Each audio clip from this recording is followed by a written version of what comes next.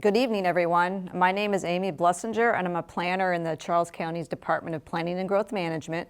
And I'm here tonight to present the 2026 Charles County Comprehensive Plan Update. So what is a comprehensive plan? Well, basically, it's a policy document that outlines how, where, how much, and what type of development should occur in the county over the next 20 to 25 years. It includes a map of proposed future land uses, for example, where to put residential, commercial development, mixed-use development, etc. It includes a targeted rate of growth. It identifies infrastructure needs for the county, such as water, sewer, roads, etc. It ensures environmental protection policies and protection of our natural resources. It is officially adopted by the governing body, which in Charles County is the county commissioners. And it ensures consistency and it serves as a basis for all of our land use and development regulations, such as our zoning regulations, our subdivision regulations, our water and sewer regulations, etc. And why is a comprehensive plan important?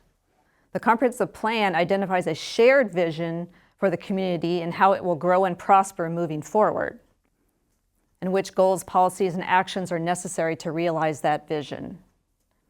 Now, zoning, as I said before, zoning, water and sewer policies, et cetera, must be consistent with the comprehensive plan. So the comprehensive plan lays the foundation for all the other land use and development policies in the county. So one thing that's important to know is that comprehensive plans in the state of Maryland are governed by Maryland law. So they're governed by the state, the process, and so forth. And there are several required elements that the state requires that are in all local Maryland jurisdiction comprehensive plans. And those are listed on this slide. I'm not going to read through all of them, but just a couple important ones to note. Of course, it's very important to establish goals and objectives for a comprehensive plan. And land use is one of the key elements in a comprehensive plan because, as I mentioned, it establishes where to put residential development, where to put commercial, where land should be preserved, et cetera. Another important element is, of course, housing adequacy for all county citizens, transportation, water resources, community facilities. All of these things are required elements. And another key element is implementation. So what the comprehensive plan does is it contains a set of recommendations and for actions and goals that the county will pursue to implement the plan. So that's a very important part of, how we'll actually achieve the vision going forward. Why is the comprehensive plan being updated now? Well, the state, again, governs the comprehensive plan process, and it requires all local jurisdiction in the state of Maryland to update their comprehensive plans every 10 years. So our last comprehensive plan was updated and adopted in 2016, which is also our current plan. So now we're just getting started to work towards adopting the plan so that it'll be in place for 2026 at that 10-year mark. So now just a bit of a background on the 2016 comprehensive plan, so you can kind of see how we got here from there. The main focus of the 2016 comprehensive plan was more on the rural and agricultural areas of the county. There were big questions on how much of the land in the county should be open to development and how much should be preserved. And at the time, there was a lot of emphasis on preserving the rural areas of the county, which I'll show you in a moment on the land use map, is kind of more of our southern portion of the county, Nanjemoy, Cobb Neck, the Hughesville, eastern part of the county. Those are our rural areas. So this plan actually reduced the size of our development district, which is mostly in the northern part of the county where we've been targeting more of our development. It reduced it in size from 52,000 acres to about 22,000 acres. It also established the Watershed Conservation District land use designation, which a lot of you have probably heard about, the Watershed Conservation District, or WCD, which is a very low density area targeted for preservation. And just a note on that, we followed that up by enacting zoning, which put that in place to actually put in regulations that would keep development low there. It also expanded some of our areas for targeted preservation, such as a new Nanjemoy, Mattawam, Rural Legacy area, and also expanded some of our priority preservation areas, which are areas that are targeted for agricultural land preservation. So again, this is the land use map from the 2016 comprehensive plan, which establishes all the land use districts in the county. So you can see in the northern part of the county is our development district, which consists mostly of the Waldorf area. And you see a lot of that in the brown and brown color. They're coded by color. The brown color are all the residential areas designated for residential in the development district, with the smaller lot subdivisions that you see in Waldorf. The pink areas, the red areas are like our commercial and industrial land use areas. And then that rural area is what you see surrounding the development district. It's a large part of the majority of the county's land area is in that rural area, and it's in those green and light yellow colors. They're targeted for rural conservation, agricultural preservation, and then the watershed conservation district areas in that light blue over in the western part of the county. So that's kind of this land use map forms the basis for the actual zoning map. So when we enact zoning districts, they're supposed to be consistent with these land use designations. So just a little bit more about what the 2016 comprehensive plan kind of included or changed from previous plans. It actually did take a little bit of look at our development district, which is that area in the northern part of the county I mentioned where we're targeting more development. And it designated a transit corridor, which is kind of a corridor that starts at the northern part of the county and goes, parallels 301 and Old Washington Road to the White Plains area. And it's supposed to be an area designated to support that future rapid transit or light rail that many of you may have heard is that the county's been planning for. So that's what that's designated for. It also just included or recognized another smaller corridor within that transit corridor in the heart of Waldorf along Old Washington Road, kind of in the most northern part of the county, called the Waldorf Urban Redevelopment Corridor, or the WURC, as the acronym says. It analyzed a lot of the villages in the county with a lot of small pockets of or clusters of little residential commercial crossroads throughout the county, ranging from the larger ones like Hughesville all the way down to Belle Alton, Newburgh, and smaller ones like Dentsville. It did an analysis of those areas. And it also included a land use market supply and demand analysis to see how much land we had for residential development and commercial development. So now jumping ahead to our 2026 comprehensive plan that we're just getting started on, we have some key focus areas for this plan coming up. Recognizing that we did a lot of analysis and policy changes to protect the rural areas with the last comprehensive plan update, we now want to focus more on our developed areas to help enhance and improve how they function. So we're going to be taking another look at the development district as a whole and also focus on economic development and commercial development because we know that's something that the county needs. So we're going to be looking at that WURC, Waldorf Urban Redevelopment Corridor and Transit Corridor, see if we can strengthen it, maybe just the boundaries, put some policies in place to improve how they function, change the zoning perhaps. We'll be doing an inventory and analysis of available commercial and industrial land because there's been concern, the county doesn't have enough commercial development. We need more commercial development. We need more of a tax base. So we're going to be looking at and doing an inventory of what's available and seeing if we need more, or if we don't really need any more, but how can we enhance it? And we're also going to consider ways to strengthen Bryan's Road because that's another area where we know that there's a need for services and amenities and so forth. Some more focus areas, we'll definitely want to use an equity lens to target some areas for additional land use studies, infrastructure improvements, redevelopment, amenities. And that could be an example. The mall property that one of you mentioned, that could be a prime place to look at for, maybe doing some, a close look at to maybe, change some zoning or allow some residential or figure out ways to better use that space than it is now. And we also want to look at transportation that works for everyone, people in their cars, people, on their bicycles, people walking. Complete streets policy, which is looking at more of a holistic look at people's transportation needs. And then also, of course, housing for all. So we want to look at, we'll be looking at affordability in tandem with the affordable housing program that Joel and our staff have been working on.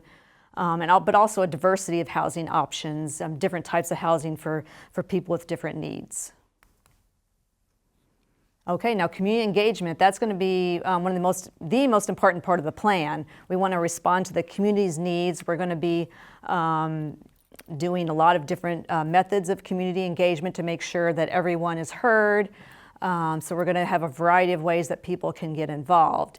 We know that we're going to be doing a survey towards in the early part of the process, and we'll try and make sure as many people can get an opportunity to take that as possible.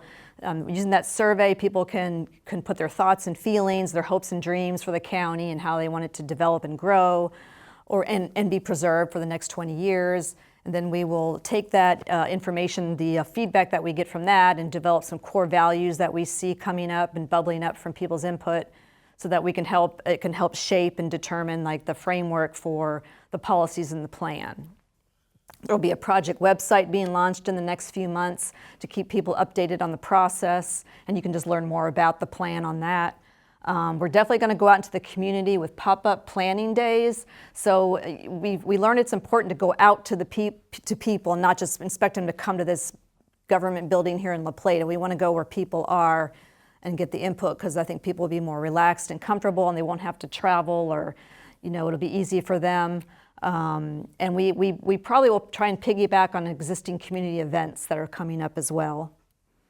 We're going to be emphasizing education throughout the process so that people, like I said, know what a comprehensive plan is. What is this comprehensive plan? What does it do? And give people a little education, because there's also technical land use law quirks and policies that not the average person who hasn't been doing this. We try not to use jargon, but we can try and educate people on what all this means. And we also want to emphasize equity throughout the process, and also try and reach people who are normally not part of the conversation. That's going to be very important for us. So we're looking for all ideas from you all on any ideas you have or suggestions for how we can reach better ways to reach people. We're open to anything. Okay, so now I'll just go through the formal process of developing the comprehensive plan. It's developed, the first phase, of course, is developing the plan. We've hired a consultant to help us do a lot of the technical work, and they're going to help with the engagement as well. But the county will be at the forefront of that as well. We're working as a team, and of course the plan will be shaped by the public input. So it's a joint effort between the community and the county to develop the plan and all the elements. And then we go through what's called, the first thing we do, again, another state requirement for comprehensive plans is that once you've developed a draft plan, they require you to submit it to state agencies for review, as well as adjacent counties and jurisdictions, such as the town of La Plata, Indian Head, and then like Calvert County, Prince George's County. We're required to send it to those agencies for a 60-day comment period or 60-day review. What they do is they'll send us their formal comments at the end of the 60 days or during the 60 days, and we have to consider that as part of the process. Once that is done, we can commence with the formal adoption process, which is the process for approval of the plan by our governing bodies. So the first step is to take the plan to the Planning Commission, and the Planning Commission will hold a public hearing on the plan. And after that, the public hearing is conducted, and we get all the public comments. Usually, the record's held open for a month or two, and then after we get the public comments, the Planning Commission will meet again, discuss the comments and the plan, and then they will vote to recommend that the plan be adopted. They will send a formal recommendation to the county commissioners. The Planning Commission themselves cannot adopt the plan as policy, but they recommend it to the commissioners. And then we go do the similar process with the county commissioners. It will go to the county commissioners for a public hearing. The county commissioners hold their public hearing, they gather the public input, and then at the end of the comment period, the county commissioners will reconvene, and they will discuss the public comments and the plan and debate the plan. And then they, the ultimate end of the process that the county commissioners vote to adopt or approve the plan, and then it becomes the official 2026 comprehensive plan. But just a note that Commissioners also have the prerogative to make changes to the plan that they see fit, or they can disapprove the plan or send it back or remand it to the Planning Commission for another public hearing. So they have some options there. So once that whole process is done and they vote to adopt the plan, then the new comprehensive plan will be in effect, and then we'll work towards implementing all the recommendations in the plan. And the plan will be in effect for another 10 years, and then we'll redo the process in 2036. Okay, so here's just one more slide on the timeline. So we're in the project kickoff phase. We just held a kickoff meeting with our consultant team and our media teams to discuss some of the initial get the initial planning going. We took the consultant on a tour of the county so they could kind of see what, see the different areas of the county. And then in June, we'll start the planning process and the public engagement, which will continue through the end of the year. So we're going to spend a lot of time getting public input, and then the course there'll also be research will be done, and the elements will be drafted and that sort of thing. And then in 2026, from January through the end of the summer, we'll be working on preparing the draft plan itself, doing the writing of all the elements. But we'll also try to make sure we keep the community involved and engaged and informed during that time. And then towards the end of 2026, and maybe around September or so, we'll start that adoption process with the Planning Commission and County Commissioners, with the goal of hopefully adopting the plan by the end of 2026. So that'll be the process. So just last thing I want to say is we want everyone to be involved, as many people as possible. We encourage you to get involved. We don't have the information on the county's Engage page yet, but that will be coming soon. So that QR code, you can use that, and then keep checking for the comprehensive plan material to be on that page. So we'll be using that a lot as well. But and then we'll probably be linking that to there'll be a dedicated website, as I mentioned, as well. But you can always contact me throughout the process or starting in the meantime. I have my contact information up there, and I'd be happy to talk to you more, because I'm really excited to get people involved. And if you have suggestions for how to reach people, more people, please let me know. So that's my presentation. I'm happy to take any questions.